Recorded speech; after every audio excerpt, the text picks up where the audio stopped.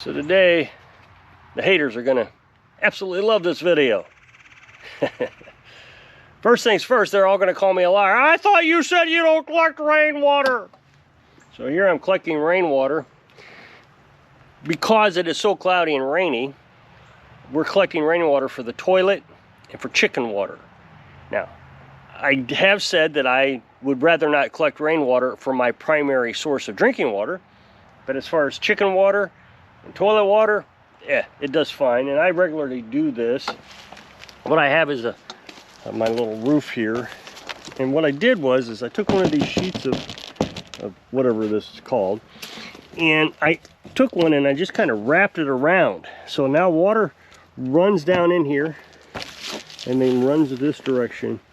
So it's kind of like a gutter that I made. It works pretty good, except it's right in my little drainage ditch. That's my only problem. I needed a drainage ditch so the water wouldn't run back into the well. So now I have to kind of balance my bucket on bricks and shovel, but it works. So we'll collect enough rainwater for the chickens, and that's what happened was I had plenty of water, but one of the little cups that hold the water, you know, the water comes out of the bucket, developed a leak this morning. I fixed the leak, but used quite a bit of water leaked out. And this just saves water from our IBC tank. That way I don't have to fill buckets of water for the chickens and different things and toilets from the IBC tank. As you can tell, it's pretty cloudy and we're not going to be able to run the well today off batteries. It's just, it would be too much power. It started up cloudy yesterday, and it's my understanding that it's going to be cloudy clear up until next week or so. Now tomorrow it says partly sunny or something like that, but the other app says there's only 2 hours of partly sunny. The rest of the time it's supposed to be raining. So yeah, that's the problem is with these weather apps, you never know what it's going to be like. The next chance for partly sunny is Tuesday. So this is Friday. I guess yesterday was Thursday. So we're going to be well into a week of cloudy weather. So this is the first time in 8 months that I've actually started thinking about water again, like how we're going to get it. Like I said, the haters are absolutely going to love this video. You don't live off grid, I told you. So as you may remember, we used to have a generator up here. I got it in storage right now. It was a dual fuel 2500 watt Champion generator inverter. Love that generator. Now we have another one, had another one like it, but it wasn't dual fuel. This one's just gasoline, and it lasted 8,000 hours. Now if you understand small engines usually only last 900 hours. So 8,000 was absolutely incredible. So 8,000 was absolutely amazing. These generators last forever. Now some people say, oh no, you need a Honda. Well, Honda's double the price, and I don't see a big difference in them. I've seen Hondas. I've had this one sitting right next to a Honda, and this one did just as well. Now this one smoked its entire life a little bit, used oil, but I've owned 4 of them. This is the only one that even come close to having a little bit of an issue. One of them burned up in the fire. The other one, I ruined the carburetor. It was just easier to replace the generator. And then the dual fuel. Now the dual fuel does have one little issue. It's hard to start on propane sometimes. So I've had to dangle it. The dual fuel runs off gasoline. I don't know if I said this, runs off gasoline and propane. I got it on sale for $400 and some odd, and then over the summer they ran another sale on them. I let everybody know that you should get it. Few of you did. John emails me all the time, talks about his, or messages me on Facebook, talks about his generator. Now John's also going to make fun of me because I keep saying I'm going to move this thing. I just haven't cleaned up the well house yet.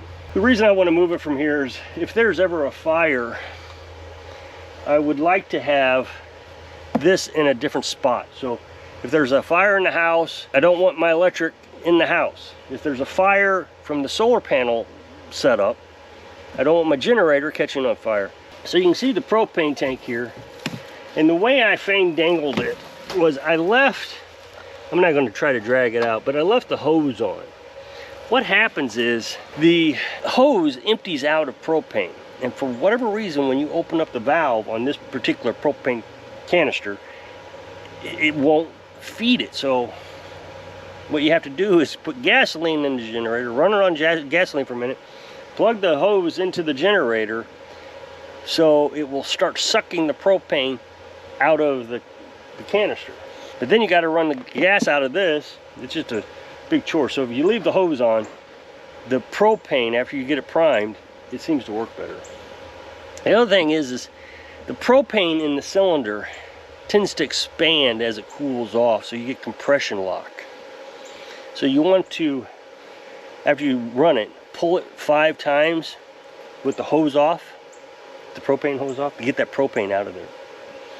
Now, the reason I brought you down here is before I hooked up the solar panels to the well pump, we were running 1 can of propane to run the well every month. That was $12 a month for us. Now, we get a discount on propane, a military discount.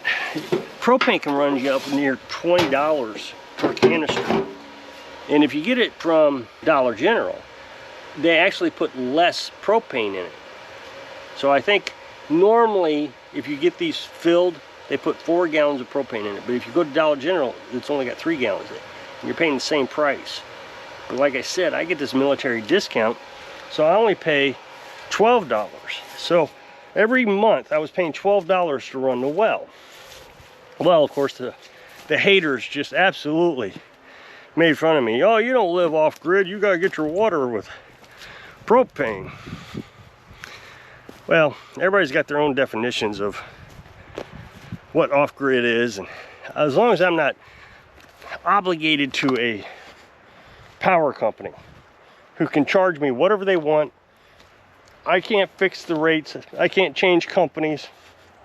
Whereas if my propane company starts charging me more than what they have been charging me, I can look around, find a better service. In April, Carolyn's son moved here. So we bought this camper so he could stay in it. He moved here for a couple months and he needed air conditioning. The only way we could run it at the time was pretty much off the generator. Well, he came here to kind of get back on his feet. Well, you're not really getting back on your feet if you're having to pay a fortune in propane costs or gas costs to run the air conditioner. So I worked on the solar panels. Ended up getting myself another charge controller. That way I was getting all the electric out of the solar panels that they were providing. The charge controller I had, for some reason, thought I only had 1 battery. So it was only allowing me to put 25 amps into the battery bank, which I have 8 batteries, when I actually had 50 amps. I went ahead and bought another charge controller. Now, both of them think I only have 1 battery, allowing me to put 25 amps from each charge controller into the battery bank. So now I have a total of 50 amps going in there. So then he could run the air conditioner. Now I did add 2 more solar panels, but I don't really think I needed them. They're nice on cloudy days, getting that extra few amps into it, but I didn't really absolutely have to have it. Well, a nice side result of getting all that is when he moved out and wasn't using the air conditioner anymore, I could run the well pump off of it. And in the summertime, I was running the well pump you could run it from 9 o'clock in the morning all the way to about 1 or 2 o'clock. But now in the wintertime, I mean, we're just getting ready to enter winter, whatever day that is, 24th, so just a couple more days. And that'll be the shortest day of the year. And then the days will start getting longer again. We have not had to, I want to make this clear, run the well pump off the generator. I did one time, and then I regretted it. So this time, it's going to be cloudy for this entire week.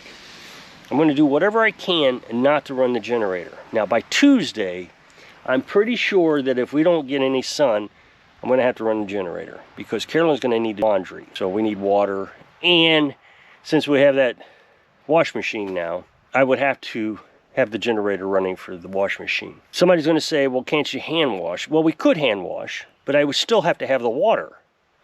So why not just go ahead and run the generator for the wash machine too? I can literally do both at the same time. Turn on the generator, run the wash machine and the well. And the other nice thing is we have a little drip coffee maker in there in the camper. Now Carolyn cooks in the camper now and does dishes. So she can use that drip coffee maker about 2 o'clock in the afternoon, 3 o'clock in the afternoon in the summertime to warm her dishwater. So that means we have went about 8 months without having to run the generator for the well. Now remember, that's $12 a month. So that's roughly $100, $96 or so that we have saved on water.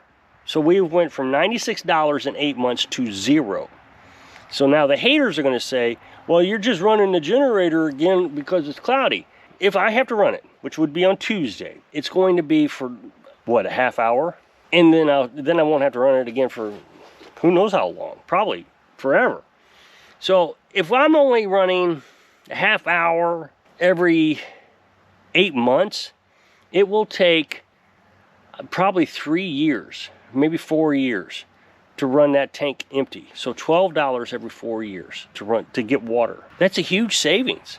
I mean, we're making progress all the time. And that's the thing the haters don't seem to understand is they expect us to be able to just start living off grid. But we had to work up to it. You go incrementally. And the other thing is Carolyn has pointed out that she would like to run that generator every now and then just to get the oils and things to circulate in it. It probably hurts it just sitting there not doing anything. I don't know if it does or not, but I understand her point. So if I have to run it every 3 or 4 months, I don't see the big deal in just going and using it for the well. Now, the other thing people are going to want me to address is SHTF, stuff hits the fan. Well, if you need the generator, then you are never going to survive SHTF. What's funny is I had a YouTuber, prepper, call me out. I called him out. What it was is he called a friend of mine out, and it frustrated me. So I called him out, and I've called him out several times. Well, he calls me out by name calling. That's how he solves his problems with me. He doesn't actually address how he's going to survive SHTF. One of the things he says is he can't survive SHTF with me because he uses propane. So I use propane for my water heater, which if I needed to heat water, I could just use firewood. And I use propane for the generator occasionally for the well, which I don't really need. Well, yes, you do need it. You just said you needed it. You're going to need it at least every 8 months. Or I could just conserve water. Or I could put barrels and collect rainwater. I can do a lot of things. I can go down to the natural spring down there and I can get water. I don't need to run the generator. But Carolyn and I have talked about this. If something ever happened, we couldn't get propane or gasoline anymore, it'd be no problem for us. We just never run that generator again. We can and have for 8 months ran that well off the solar panels. What's so frustrating is these preppers will find the one exception and then say, well, you can't do it. What I found so interesting about this prepper telling me that I can't survive SHTF, but he can because I have propane, is his backup source of heat. Propane, not his primary, his backup. His primary is electric. So I don't understand how he can say that he can survive SHTF if what he needs for backup heat is the propane. Another thing that I don't think people really think about is your vehicle has gasoline in it. If you can find a way to keep your gasoline airtight so it doesn't go bad. I've had chainsaw gasoline, for example, last a couple years in an airtight canister. Those plastic ones, the new ones that nobody likes nowadays, are pretty good at keeping everything airtight. If you can keep that airtight, your gasoline will last a long time. So you could actually go around and get gasoline from cars that are abandoned. The other thing is if you needed propane during an SHTF, there are going to be abandoned houses everywhere. People are going to leave, do something else, go somewhere. They're not going to take the propane tank with them off their barbecue grill. You can go over to their house, get that propane. Not many people are going to think about grabbing that. If I'm using 1 canister of propane every 4 years, I'd only need maybe 5 canisters, 20 years. That puts me into my 70s. I've got 10 of them around here that they're not always full, but I keep that in rotation. Usually I let 3 go empty and then I take them in. But we would stop cooking with them, so we wouldn't need it for cooking. We wouldn't need it for the water heater. I just find it interesting how preppers are never prepared. They wouldn't survive a week. And then talk about how they're the greatest people in the world. Nobody can do better than them. While they're literally criticizing you for something they do. I'm not a big one for hypocrisy. I'm not a fan of that. So, if you'll click this up next box to take you to a video where I was talking about the well pump. So if I can inspire you to get through the cloudy days when you're living your dreams. Thanks for watching.